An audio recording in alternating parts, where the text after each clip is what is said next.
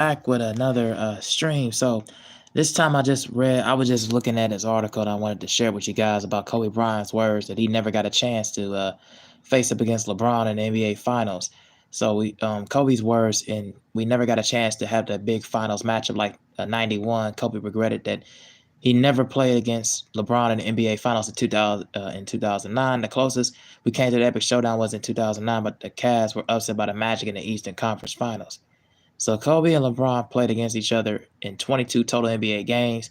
Kobe averaged 24.6 points, 5 rebounds, 5.2 assists, and 1.5 steals, while LeBron put up 28.2 points, 7.4 rebounds, and 7.3 assists per game in those matchups. And although he each had a share of memorable moments in their head-to-head games, the two legends never faced off in the playoffs. Playing in two different conferences, the paths never crossed on the game's biggest stage, as the basketball gods denied fans of a Kobe and LeBron NBA Finals showdown. The Black Mamba admitted that not facing King James in the championship was one of the biggest regrets of his NBA career. Unfortunately, we never got a chance to have that big finals matchup like '91. As I read that, as Magic versus MJ in 1991, that in '91 NBA Finals was one of the most iconic in league history. It featured the league's two best players on opposing teams. When the Chicago Bulls won, it was considered the symbolic passing of the torch from Magic Johnson to Michael Jordan, and also marked the end of the Showtime Lakers and the rise of the Bulls dynasty. Chicago's rule ended with the last dance in '98 after they won their sixth championship in 8 years. And a couple years later, Kobe and Shaquille O'Neal led the LA Lakers into a three-peat. LeBron James then entered the NBA in 2003, and as Jordan was to the Magic in the late '80s, he was chasing Bryant as the best player in the league. However, shortly after Bron arrived in the league, Shaq left town and the Lakers were reduced to a mediocre team, even with Mamba. Meanwhile, the Akron native began dominating the East, but just as they were about to reach the top of the conference, Bryant's Lakers started to sputter. And 2008 Pau Gasol trade revitalized the Lake Show and turned them into the contenders again. With the Cavs rising in the East, fans started dreaming about a Kobe versus LeBron NBA Finals matchup. LeBron did not hold his end of the deal in 2009. The stage was set, so everyone thought during the 2008-2009 season, the Cavs finished with the best record in the NBA at 66-16, while the Lakers finished with the best mark in the West at 65-17. Unfortunately, LeBron's Cavs were upset by Dwight Howard and the Orlando Magic in the 2009 Eastern Conference Finals. James blamed himself for ruining the dream showdown. And I knew the world wanted to see it. He said, "I wanted it. We would have wanted it. He held up his end. I didn't hold up my end, and I hate that. I hate that didn't happen." The following year, both the Cavs and the Lakers finished at the top of their conferences again. However, much of the previous year, Cleveland suffered another upset, this time in the second round, and that summer James left the Cavs to join Dwayne Wade and Chris Bosh in Miami. Meanwhile, after the Lakers were dethroned in 2011, they were never the same again, and injuries began holding Kobe, and they two were never close to meeting the finals again. Yeah, my thoughts about that was I had a feeling that this was going to be resurfacing, around the internet, and I remember this time in this era. Basically, uh, the Cavaliers had the best record in the NBA at that time, had home court advantage, and you would have thought in everybody's mind that we would have saw LeBron and Kobe matchup, and this is the perfect year to do so. Nobody had never suspected the Orlando Magic, and then especially in a time where Cleveland was on the rise, the Lakers was on the sputter, the Celtics had Kevin Garnett at the time injured. He was out for the remainder of the postseason at that time. This is a perfect opportunity for LeBron and Kobe to get into that realm and face off against each other, man. And the Lakers and the Cavs would face off in the finals for the first time, in history. That would have been incredible as well. And to me, I just figured that in general, we were just robbed of that as fans. We were robbed of that as individuals who paid tickets and paid money to see it. We were robbed of that, and we really didn't, but we're never gonna get that chance to see those kind of feats, again. And just to me, it kind of just shows the overall grind, the grit and the grind of an 82 game season, and the grit and the grind of role players, guys stepping up on both sides. And it was just like the marketing also from the league, and the marketing of branding of who they want to see and who would make the most money. Because trust me, that would have generated millions and millions of dollars. And it would have attracted like thousands and thousands and thousands and thousands of fans to come, man. Because both both guys have such beloved fan bases in that time frame, and even further back. It's not even funny. And just to me, the level of attraction that both of them had was just such a mile of feet. And it would have been just like what Magic and Jordan would have done.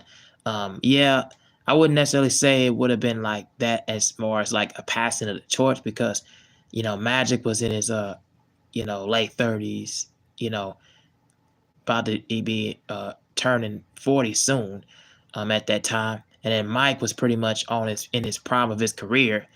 Both guys was still in the prime of their career at that time, or just starting to hit their stride at the prime of their career. And to me, I just did not believe overall that, it would have been similar to what those occurrences happen.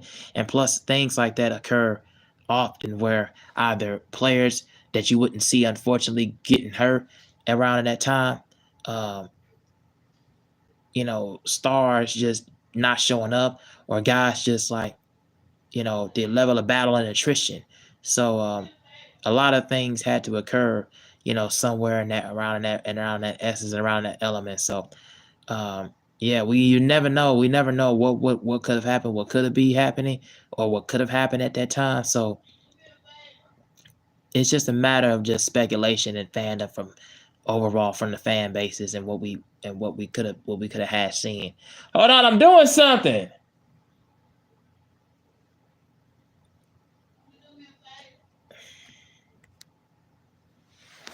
Oh, oh shit.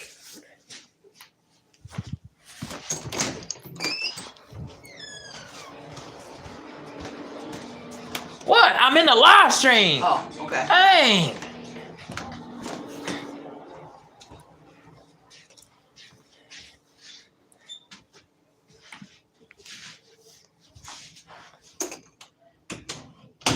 All right.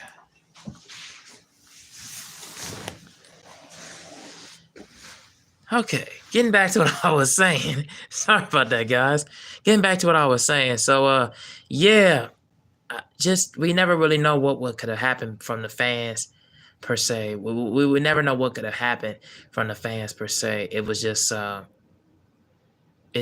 amount of speculation overall at the end of the day, and pretty much we're robbed of just that time and what could have been. So yeah, I would have loved to seen a matchup of the Lakers and Cavs and Kobe LeBron. I would have loved to see a matchup like that, but it's just too much going on, too much riding, and to me, that's what makes it more fun. That's what makes the NBA more special. That's what makes the NBA more, wholesome. But tell me what you guys think about that. And tell me what you guys think about that story. And if you guys want to chat, come in the chat room and talk about talk about things what you want to talk about. So yeah, let me know. I also wanted to talk about the other news that I saw.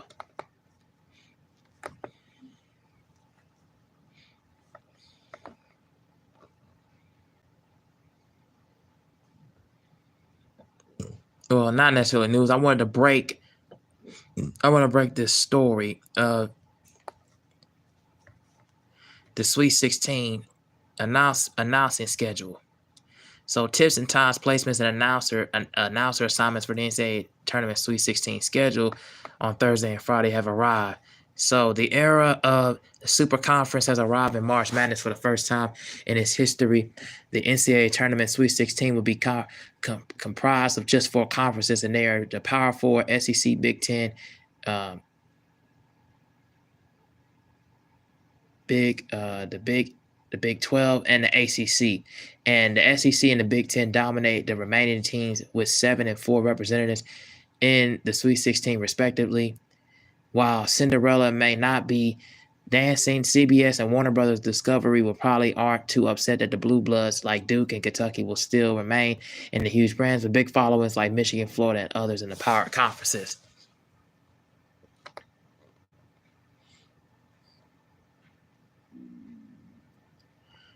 CNN, CBS, and TNT Sports have revealed that the Sweet 16 NCAA tournament scheduled for Thursday and Friday night, with two games at the time taking place, and one regional will air on CBS, while another will be simulcast on TBS and True TV each night. Only the top four broadcast teams remain as they may be the actual biggest upset of the tournament. Networks are not sending their top broadcast booth of Iron Eagle, Grant Hill, Bill Addery to follow the Duke Blue Devils. Rather, the honor belongs to Bryant Anderson and Jim Jackson, who will call the East Regional semifinals on Thursday. Eagle and company will call the South Region, featuring the top overall seed Auburn and Michigan State. And Kevin Holland's crew will be out west with the Florida on Thursday night. Andrew Catalon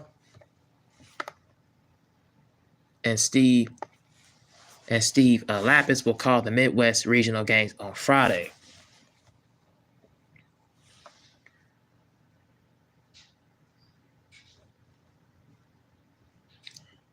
Okay, so here's the schedule, guys. So Thursday, March 27th at 7:09 Eastern Time, CBS, BYU versus Alabama. That's Jim Jackson, Brian Anderson, Natalie LaForce. 7:39 on True TBS and True TV. That's Maryland, Florida. Kevin Harlan, Dan Bonner, Stan Van Gundy, and Lauren Sherhady. At 9:39 Eastern Standard Time, that is on CBS. That's Arizona versus Duke, and that is Brian Anderson, Jim Jackson, Natalie LaForce. 10:09 Eastern Standard Time, TBS and True TV. Arkansas versus Texas Tech. Number 10 Arkansas versus number 3 Texas Tech. That's Kevin Harlan, Stan Van Gundy, Dan Bonner, and Lauren Shady. And Friday, March the 28th, at 7:09 Eastern Standard Time, which is number 6 Ole Miss versus number 2 Michigan State. That is Iron Eagle, Grant Hill, Bill Raftery, and Tracy Wilson. 7:39 Eastern Standard Time on TBS and True TV. Kentucky versus number 2 Tennessee. That is Andrew Catalon, Steve Lapis, and Evan Washburn. 9:39 Eastern Standard Time on CBS is Michigan versus Auburn. That is Iron Eagle, Grant Hill, Bill Raftery, and Tracy Wilson. And 10:09 Eastern Standard Time, Purdue versus Houston, which is Andrew Catalon, Steve Lapis, and Evan Washburn. All right, and so let's start with that's now not only I gave you guys the schedule for Thursday and Friday games.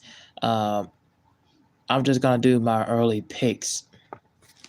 For BYU versus Alabama, I'm gonna go with Alabama in that game. Maryland versus Florida, I'm gonna go with Maryland. We have Arizona versus Duke. I pretty much think that Duke is gonna take that one easily, rather handily. We have Arkansas, number 10 Arkansas versus Texas Tech. I'm gonna go with Arkansas in that one for an upset. 7:09, we got Eastern Standard Time. We got Ole Miss versus number 2 Michigan State. I'm gonna go with Michigan State in that game. We have number 3 Kentucky versus Tennessee. I'm going with Kentucky. And we have Michigan versus number 1 Auburn. I'm going with Michigan. And Purdue versus number 1 Houston. Call me crazy. I'm going Purdue in that one. I'm going to go with that as an upset. So those are my picks locked in for that. Tell me what you guys think about that down in the comment section below. I want to just doing this quick little news. So I want to thank you guys for watching as I talked about 2 things. So later on, I will be doing a movie review for you guys today, uh, which is called Novocaine, and that's been pretty much talked about. It's been previewed all over cable news and been all over in the theaters. Um, cannot cannot wait to give you guys that review coming. And also, I'm gonna talk about the movie called the Black Bag. That is with Kate Blanchett, Michael Fassbender, and such. And I believe that's directed by Steven Soderbergh. I could be wrong, could be mistaken, but I believe that's directed by Steven Soderbergh. Um, but yeah, I'm gonna definitely give you guys some more content coming. So yeah, be on the lookout for that coming soon. Um, might be later on today. But yeah, thank you guys for watching. I am out. Peace.